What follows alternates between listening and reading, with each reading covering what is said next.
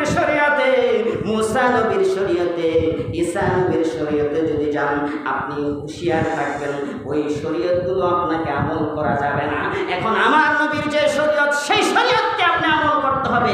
কথা বলার কারণ হলো, এই শরীয়তের আমলের কথা বলার কারণ হলো, আজকে যে সমস্ত যুবক ভাইরা, আজকে যে সমস্ত যুবক বন্ধুরা, যুবতী বোনেরা স্কুল কলেজ মাদ্রাসার নাম দিয়ে, এই ইউনিভার্সিটির নাম দিয়ে অবৈধ সম্পর্ক করছো, বিবাহ ছাড়া বিভিন্ন রকমের অশ্লীল কাজকর্ম করছো, শরীয়তের কোনো হুকুম তোমরা পায়বন্দি হচ্ছ না, শরীয়তকে কোনোদিন তোমরা গ্রহণ করতেছো না। বলতেছো মাজার ছুঁয়া বিয়া করছি, বলতেছো ওয়াদা করে রয়েছি, বলতেছো কোরআন ছুঁয়া করছি। জোরে কোন নাউজুবিল্লাহ। আছে না নাই?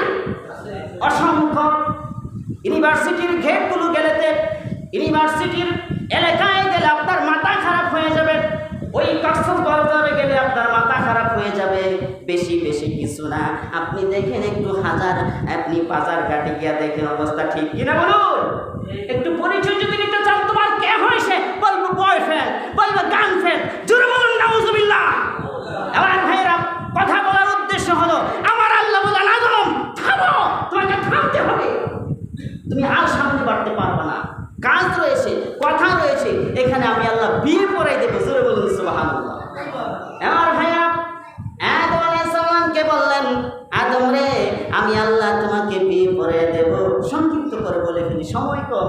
আমার আল্লাহ বললেন, আদম থামো, তোমাকে আমি তোমার জন্য হাওয়া আলাইহিস সালামকে সৃষ্টি করেছি, আর তোমার সাথে মা হাওয়া আলাইহিস সালামের বিয়ে দিয়ে দেব। তোমার স্ত্রী হবে সে, তোমার স্ত্রী নিয়ে তুমি ঘর সংসার করো।